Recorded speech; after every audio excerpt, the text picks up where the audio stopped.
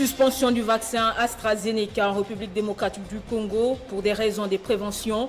Le pays attend la conclusion de l'examen du lot ayant causé des effets néfastes dans certains pays d'Europe. Après son occupation pendant 17 ans par les FDLR et les Maï Maï, le regroupement Bukombo dans le Nord Kivu vient d'être récupéré par les forces armées de la RDC. Et puis en sport, Patrice Motsepe est le nouveau président de la Confédération africaine de football. Élu par acclamation, le Sud-Africain succède au Malgache Ahmed Ahmad. Nouveau journal sur Télé 50. Bienvenue à tous. Lutte contre la Covid-19. La République démocratique du Congo suspend l'utilisation du vaccin AstraZeneca pour des raisons de prévention et en attendant la conclusion de l'examen du lot ayant causé des effets secondaires majeurs dans certains pays d'Europe. Elle suspend également le lancement de la campagne de vaccination contre la pandémie dont le go devait être donné le lundi 15 mars prochain.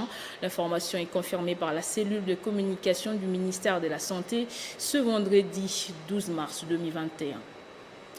Et malgré cette suspension, le député national Bertin Mobondi a déposé ce même vendredi à l'Assemblée nationale une question écrite adressée au ministre de la Santé Teni Longondo sur ces vaccins controversés.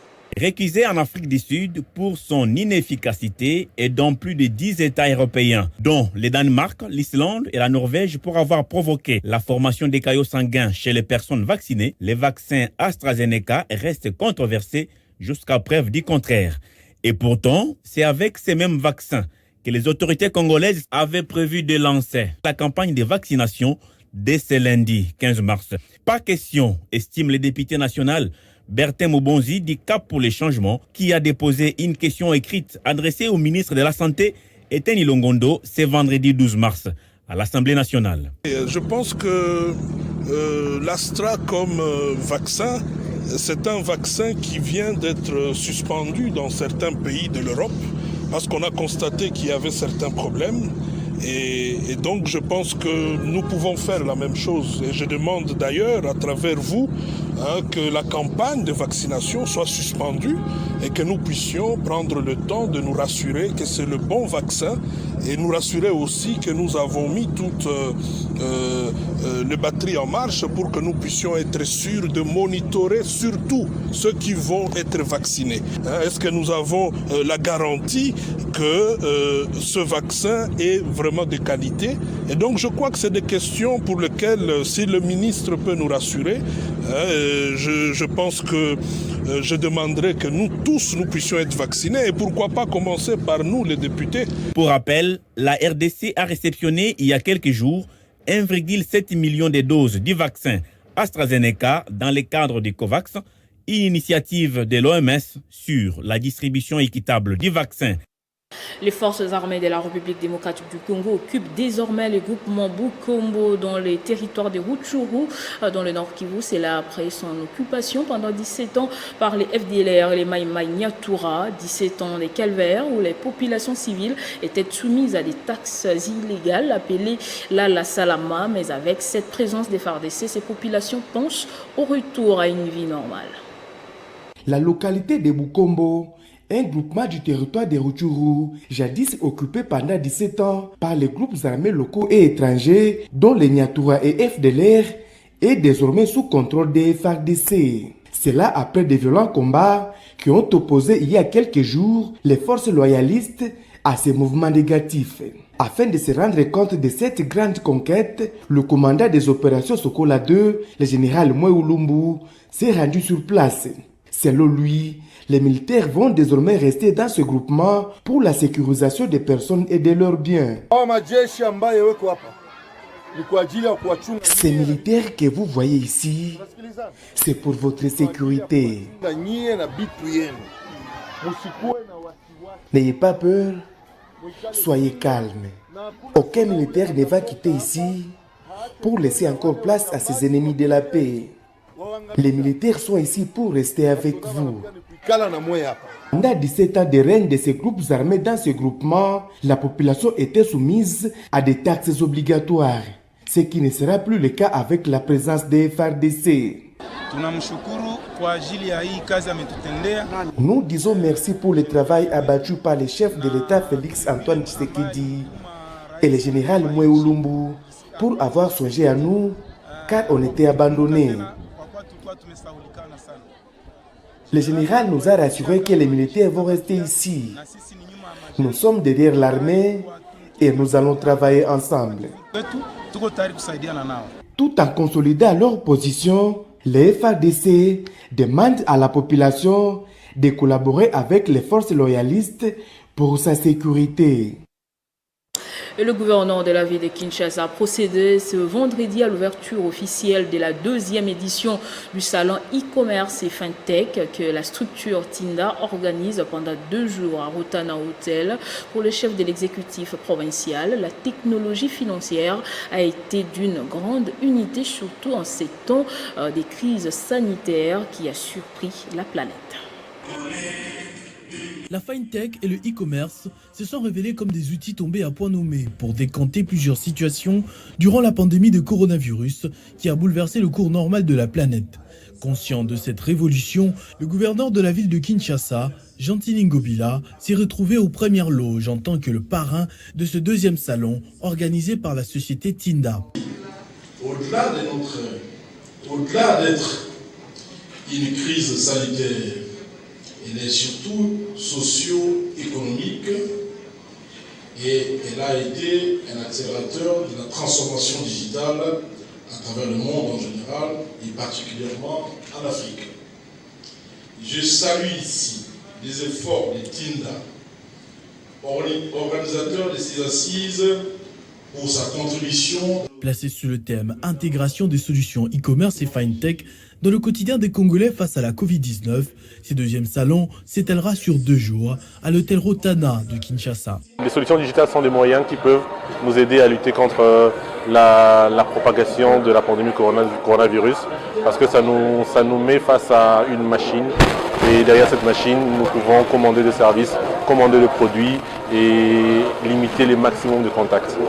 Contraints par le développement, la fintech et le e-commerce font aujourd'hui partie intégrante du vécu congolais. Plusieurs panels et ateliers vont s'apaisantir sur cette réalité et le mode d'adaptation à cela au pays.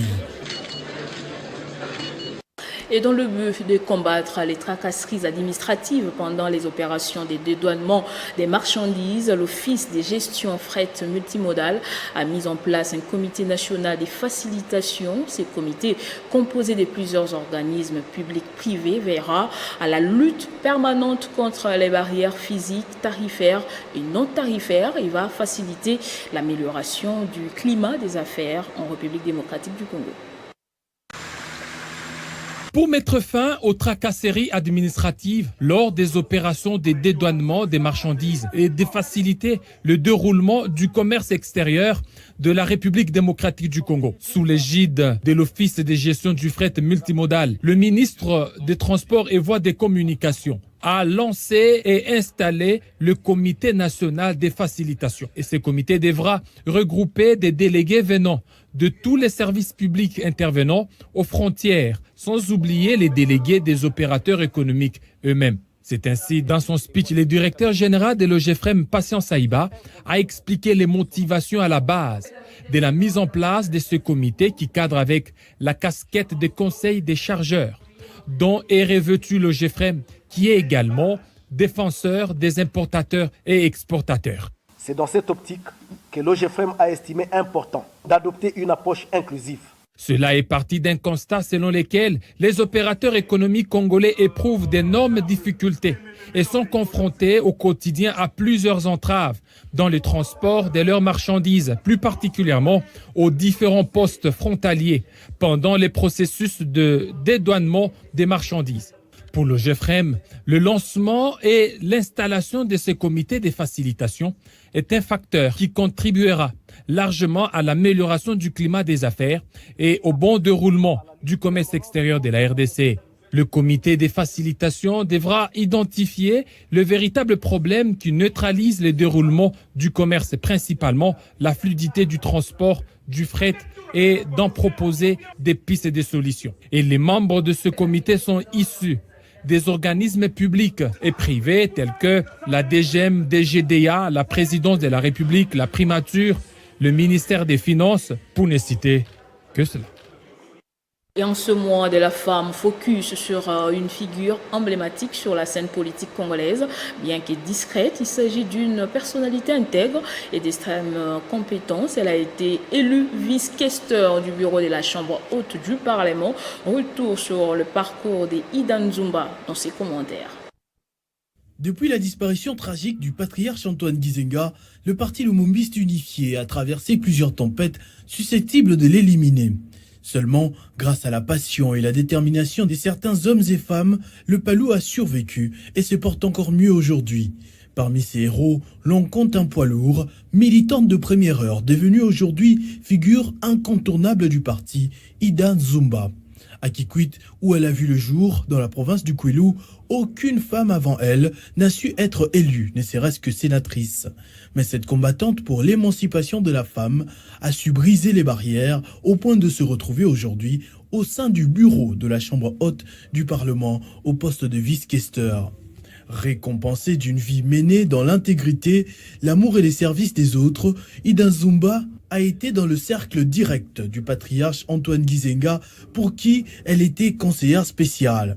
Son travail remarquable l'entraînera dans différents cabinets ministériels ces dernières années avec la même compétence selon les témoignages. Au-delà de la politique, Ida Nzumba est une opératrice économique visionnaire, évoluant dans les secteurs des énergies renouvelables. Élue au bureau du Sénat, Ida Nzumba compte y marquer de son empreinte de femme sage, intègre, sociale et dévouée pour la cause des autres. Et puis l'ONG Buino, en collaboration avec le Forum national de la jeunesse, a organisé un atelier de jeunes entrepreneurs pour réfléchir comment booster les jeunes Congolais à plus de responsabilités dans l'autoprise en charge. Patrick Katingo a été l'un des invités d'honneur de cet atelier.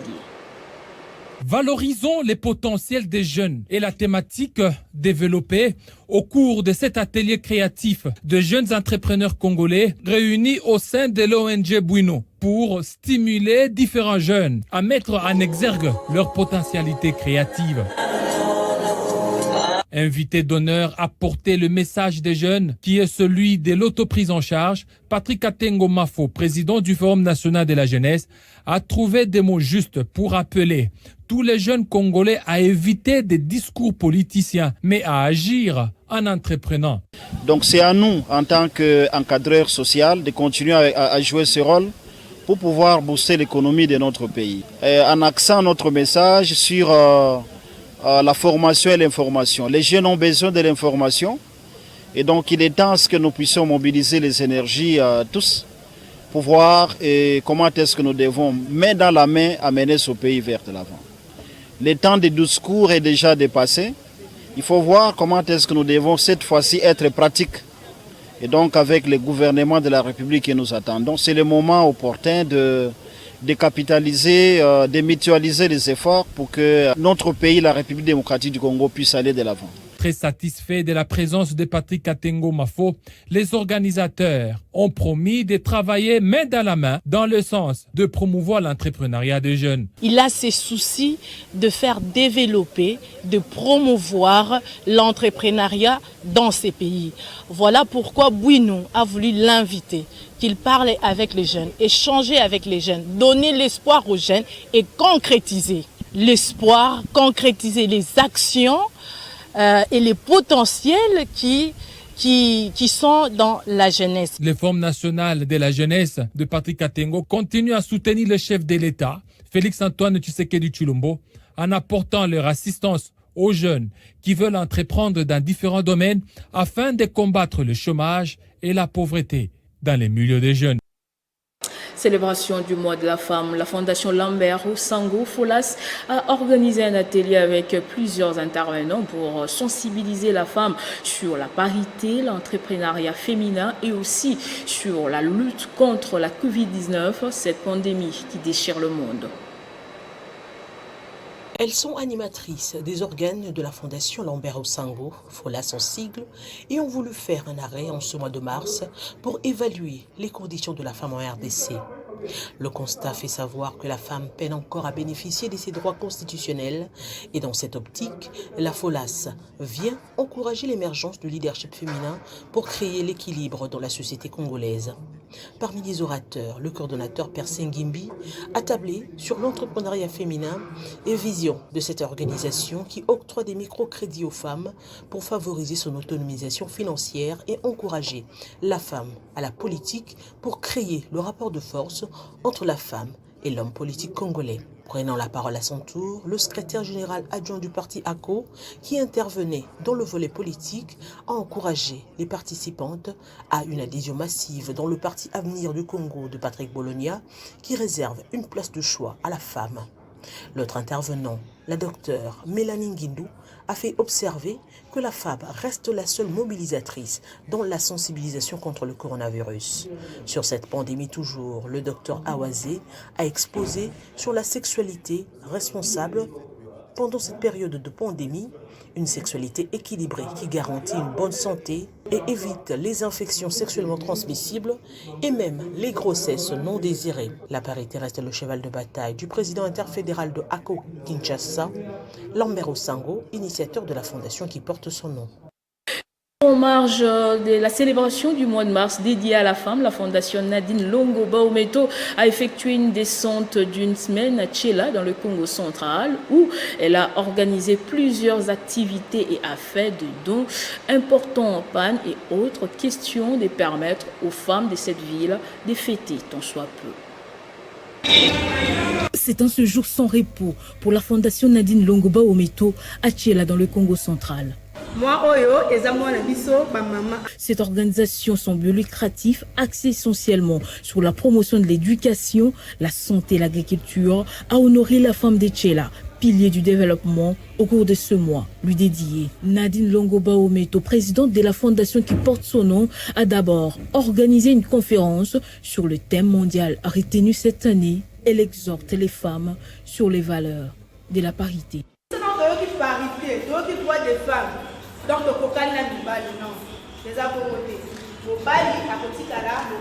quand nous attendons parler de la parité, on s'est dit on est égal aux hommes au foyer. Non, ce n'est pas ça. La parité entre hommes et femmes, c'est sur le plan professionnel. Avec l'autorisation de son mari, la femme est appelée à travailler pour apporter un plus dans son foyer, pour son émancipation et pour le développement du pays. Puis c'est culte d'action de grâce à l'église protestante pour remettre la mission aux mains de Dieu. Les autorités politico-administratives de cette ville y ont également pris part. Partout où elle est passée, la Fonalba a également réjoui les cœurs avec plusieurs dons à pagne et les jeux de varèse et ballons aux jeunes footballeurs, cadeau de l'international congolais Junior Baometo, époux de la présidente. Nous ne pouvons pas manquer de vous encourager et puis vous remercier pour cet acte de générosité. Misant sa richesse dans l'agriculture et l'élevage, la fondation Nadine Longo Baometo a terminé son voyage avec une descente dans ses plantations et fermes sur place à Tchela. Et dans la province du Lualaba, la maximisation des recettes était au cœur d'une séance de travail entre le gouverneur intérimaire et les responsables des services étatiques du secteur minier.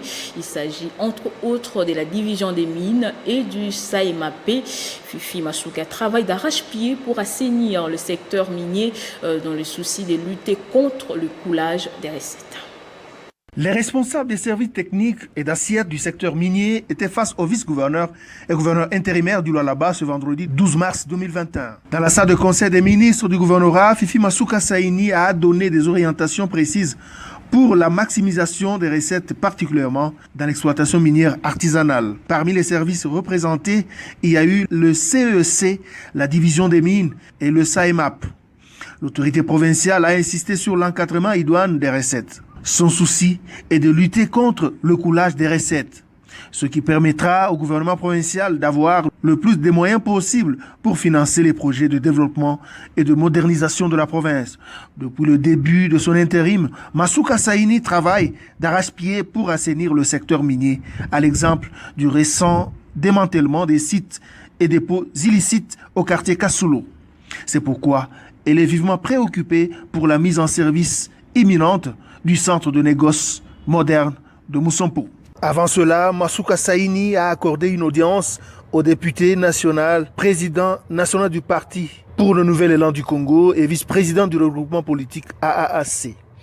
Bernard Kayumba a présenté ses civilités au gouverneur intérimaire tout en saluant son esprit managérial à la tête du Lualaba. Je suis venu rendre mes civilités à Madame la gouverneure de province de Lualaba, parce qu'en tant que député national, nous avons un mandat national, et en tant qu'également président national d'un parti politique, le PANECO, le Parti du Nouvel Élan du Congo, que nous sommes venus installer à Lualaba. Et donc il était important que Madame le vice-gouverneur Fifi Masuka sache que le PANECO est venu s'installer et que la jeunesse congolaise, la jeunesse de Lualaba, que nous défendons chaque fois, doit se sentir représentée à travers Bernard Kayumba. Et donc la jeunesse de Lualaba est appelée à adhérer massivement au PANECO, au Parti du Nouvel Élan du Congo. Nous avons vu comment Madame le vice-gouverneur travaille. Direction le Nord Kivu, le Conseil provincial de la jeunesse demande aux acteurs politiques de ne pas manipuler les jeunes. Son président Guy Kibira l'a déclaré vendredi à l'occasion de ses 10 ans à la tête de ces comités. Il annonce plusieurs réalisations pendant son mandat, notamment l'acquisition de plusieurs parcelles sur l'ensemble de la province pour des activités agricoles afin d'encadrer les jeunes et lutter contre le chômage. Le propos ont été recueillis par Pacheco Kamvundama. C'est que nous avons réussi à vulgariser la politique, les documents de la politique nationale de la jeunesse, ainsi que la charte africaine sur la jeunesse dans notre province. Et aujourd'hui, nous avons réussi à mettre en place des mécanismes d'actualisation de la cartographie des organisations de jeunes sur toute l'étendue de la province. Nous avons bien plus réussi à décrocher des parcelles et des concessions des jeunes pour l'exploitation agricole. C'est le cas par exemple du territoire de Rutshuru où la chefferie nous a doté de 100 hectares de terres arables que nous sommes en train d'exploiter avec l'accompagnement des partenaires tels que Merci Corps à travers son programme phare. C'est la même chose pour le territoire de Massissi où les jeunes, non seulement ils exploitent, ils cultivent la pomme de terre, le maïs, mais également ils transforment tout cela en farine, et une farine de bonne qualité, en popcorn et des choses que l'on a toujours vues dans les grandes villes qui sont vécues à l'intérieur de la province. Mais au-delà de cela, nous avons réussi à faire émerger les besoins prioritaires des jeunes dans les budgets de la province. Ça, c'est une très bonne chose. Et nous insistons sur la prise de conscience collective. Et surtout, nous demandons aux jeunes de ne pas prêter oreille à ces politiciens qui les manipulent faute d'informations face à des situations où ils n'ont même pas de solution malheureusement. Mais nous avons aussi donné en termes de bilan le fait que nous avons réussi à renouveler les mandats dans toutes les villes et territoires. Et au jour d'aujourd'hui, nous pensons que dans un mois, nous serons à même de convoquer l'Assemblée générale et élective pour renouveler le mandat de notre bureau et nous permettre de procéder à une passation civilisée entre moi, donc mon bureau, et le bureau qui sera élu incessamment. Et j'ai profité de l'occasion pour déclarer démissionnaire mon comité. Et donc à partir de ce moment, désormais, nous gérons les affaires courantes jusqu'à la tenue des élections. Et au regard des enjeux futurs, le Front patriotique veut avoir des membres aguerris à tout point de vue politiquement. Une séance de formation, des remises à niveau a été organisée à l'attention des communicateurs particulièrement. L'activité s'est déroulée à Kinshasa, à l'hôtel Ladiar. C'est une activité de réarmement moral des communicateurs de ce courant politique qui continue à monter en puissance. Des orateurs de grande renommée ont été sollicités, notamment Maître Patrick Mutombo, Yves Mouekassa et Steve Mbikaï. Il fallait tout d'abord expliquer des concepts de base, notamment la différence entre homme du régime et homme du pouvoir. Le Front patriotique 2023 a procédé ce jour à l'organisation d'un grand séminaire de renforcement de capacité de ses communicateurs, tel qu'initié par son initiateur, le camarade excellent Steve Mbikaï, qui a consisté au vecteur de la communication politique moderne, la communication numérique, mais aussi et surtout une communication importante sur la pédagogie de la science politique, dans le sens que le camarade initiateur nous a appris la différence qui existe entre les hommes du pouvoir et les hommes du régime. Les hommes du pouvoir, eux, se comportent beaucoup plus comme de bénéficiaires du pouvoir. Ils se partagent le butin. C'est comme on dit en République démocratique du Congo, ceux qui s'intéressent au partage du gâteau. Par contre, les hommes du régime, eux, ce sont des piliers du régime, des gens qui travaillent pour pérenniser l'idéologie du régime, le régime en lui. Vous savez, avec l'union sacrée, c'est un peu comme l'arche de Noé qui comporte tout le monde, même le futur opposant, le futur adversaire du chef de l'État en 2023. C'est ainsi que l'initiateur du Front patriotique, excellent Steve Mbikai, a amorcé cette tournée à travers la République pour recruter les hommes du régime. Au fait, les hommes sur qui le pouvoir du président Félix Tshisekedi va être établi. Rappelons que le Front patriotique 2023 vise entre autres à aiguiser le patriotisme dans la mémoire des Congolais et aussi faire de Félix Tshisekedi candidat commun de l'Union sacrée en 2023. Et c'est pratiquement une tournée qu'elle a faite. 4 écoles visitées par Marielle Mbikai, députée nationale dans le cadre de ses vacances parlementaires à Moamba, sa circonscription électorale. En pleine capitale, des élèves étudient dans des conditions difficiles, à même le sol. Le gros du constat de la députée du Parti travailliste. Premier constat de ce vent de la part de Marielle Mbikai, très proche de sa base électorale, des élèves de certaines écoles étudient directement sur le sol. Pour cause, le manque de bancs, des bâtiments vieillots et pas suffisants, des matériels didactiques quasi inexistants. Sa ronde, elle a effectué dans les écoles de Kisanso, Lemba, ainsi que celle des Matete. Elle a fait une demande sur place au gouvernement de travailler pour pérenniser la gratuité de l'enseignement tel que voulu par le président de la République, Félix Antoine Tshisekedi. Évoluant dans le domaine de l'éducation, cet élu du Parti travailliste pense que le pays gagnera plus en privilégiant notamment l'éducation des enfants qui sont l'avenir de demain. Sachant que le chef de l'État a fait de l'enseignement et son cheval de bataille, donc il va falloir vraiment que le gouvernement puisse regarder, avoir l'œil regardant de ses côtés. Ici c'est en Banzalemba et puis Kisenso. Vraiment qu'on puisse prendre des dispositions le plus tôt possible.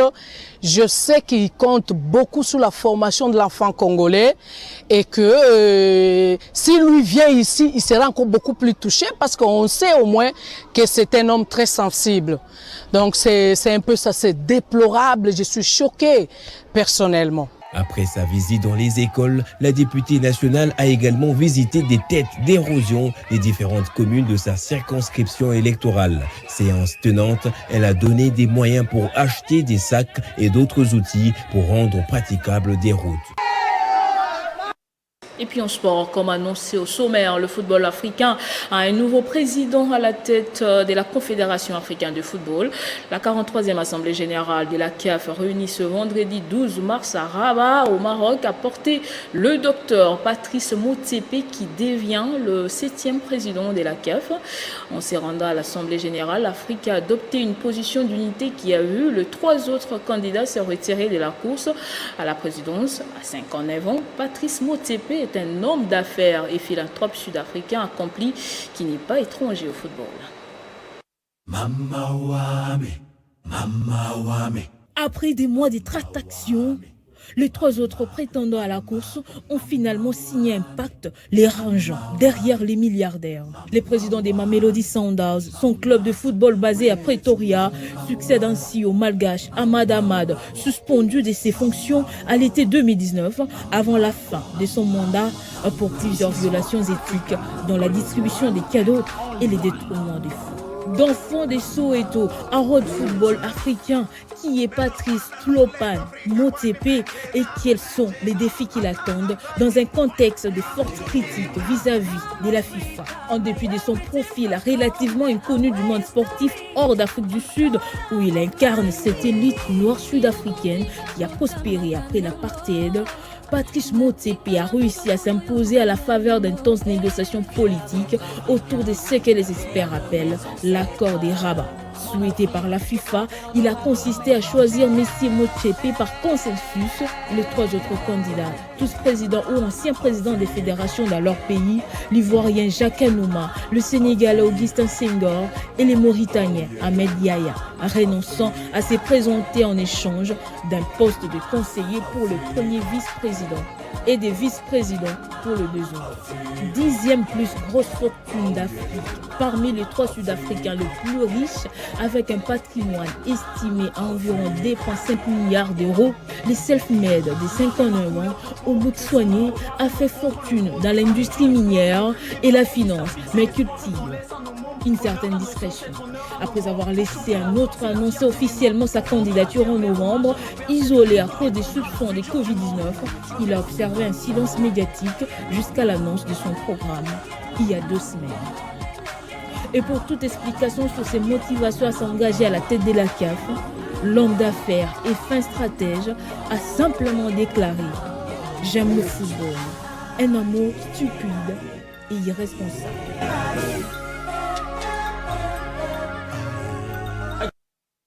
Et toujours en sport, les rideaux des 29e championnats nationaux de la boxe open se sont refermés le dimanche dernier à Kinshasa. Les boxeurs de la Mongala qui participaient à ces championnats ont gagné 3 médailles qu'ils ont présentées hier au notable de la Mongala, Alain Atundu. Ces boxeurs sont venus témoigner leur reconnaissance envers Alain Atundu, l'un des notables de la Mongala, qui met toujours la main dans la pâte pour soutenir le sportif de la Mongala. On ne pouvait pas rentrer sans rencontrer l'ambassadeur Alain Atundu, qui ne cesse de soutenir le jeune sportif de la Mongala. Il est le seul parmi plusieurs notables qui a accepté de nous recevoir ici à Kinshasa. Il n'était pas averti de notre rendez-vous aujourd'hui, mais il a bouleversé son programme pour nous recevoir. Ces conseils nous ont été vraiment bénéfiques. Alain Atundu les a invités à travailler davantage pour représenter valablement la province de la Mongala lors des prochains championnats. Et je suis fier, particulièrement fier, parce qu'ils ne sont pas rentrés les mains vides. Ils ont eu 3 médailles en argent, 1 en bronze, et j'en ai profité pour les encourager, pour qu'ils se préparent davantage, pour qu'à la prochaine occasion, qu'ils aient au moins 1 médaille en or, et ainsi le flambeau de la Mongala sera porté haut et sera vu de loin. C'est dans une ambiance conviviale que s'est passée cette rencontre entre l'ambassadeur Alain Atundu et ces boxeurs de la Mongala qui ont gagné 2 médailles en argent pur et 1 en bronze. Ok, merci beaucoup, monsieur l'ambassadeur. Et c'est la fin de ce journal. Place au rappel des titres. Suspension du vaccin AstraZeneca contre la Covid-19 en République démocratique du Congo. Pour des raisons de prévention, le pays attend la conclusion de l'examen du lot ayant causé des effets néfastes dans certains pays d'Europe. Après son occupation pendant 17 ans par les FDLR et les Maïmaï, le groupement Bukombo dans le Nord Kivu vient d'être récupéré par les forces armées de la RDC. Et puis en sport, vous avez suivi Patrice Motsepe, le nouveau président de la Confédération africaine de football, élu par acclamation. Le Sud-Africain succède au Malgache Ahmed Amal. Merci de nous avoir suivis de partout. L'actualité reste en continu et en temps réel sur votre télévision.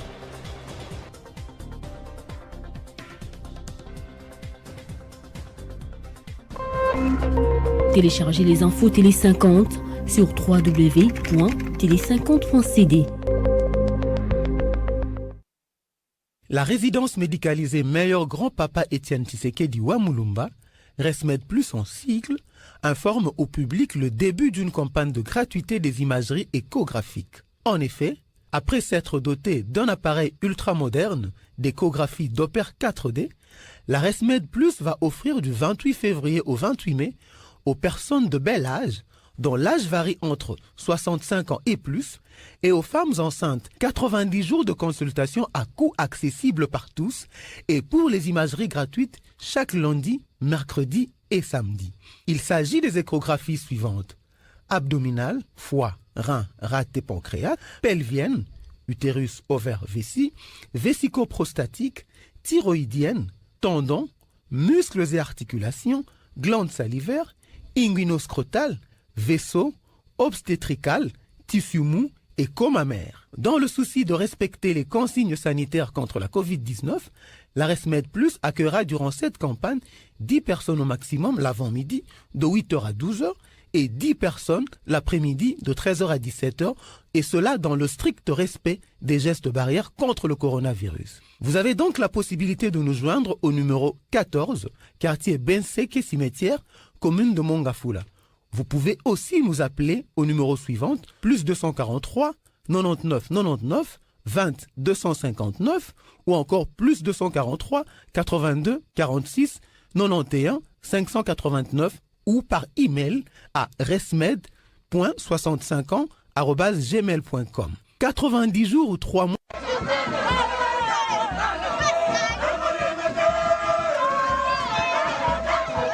De notre beau pays, le professeur Félicien Kalala Mopingani à la conquête de Kazumba, son territoire d'origine, où hommes, femmes et jeunes sont mobilisés pour le porter en triomphe. L'héritier professionnel de feu, professeur Ambroise Kamokuni Mokinaï, consulte, réconforte et console ce peuple qui a été frappé par un deuil du leader. Il vient donner un message d'espoir au parti et à la famille et les invite à ne pas baisser le bras, car l'espoir fait vivre. Le centre de Tchibala Sainte-Marie, où est confortablement installé notre beau pays, et la Fondation Félicien Kalala, un outil de développement du parti, est en effervescence malgré la pluie qui l'arrose. Un moyen de locomotion pour les partis, une rencontre avec les corps académiques qui a reçu de lui sa contribution en brique pour la mise en valeur du terrain de l'ISP Kalumba. Des réunions et audiences accordées à la notabilité et à toutes les couches sociales ont permis au professeur Kalala Mopingani Félicien de comprendre les problèmes réels à la base. Kalumba comme Luemba, ainsi que le village environnant, ont aussi chaleureusement accueilli ces fils du terroir qui apportent un message de réconfort. Le professeur député provincial Félicien Kalala se réjouit d'avoir écouté ses frères et sœurs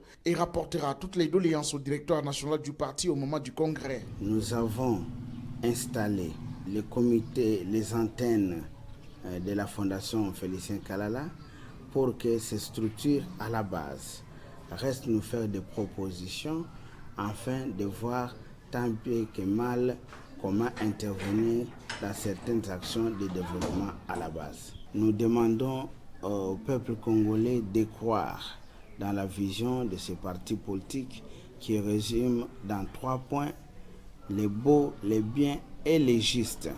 De retour à Kananga, le professeur Kalala s'est livré à l'exercice scientifique où il enseigne à l'université Notre-Dame du Kasaï en remplacement de Kamokuni.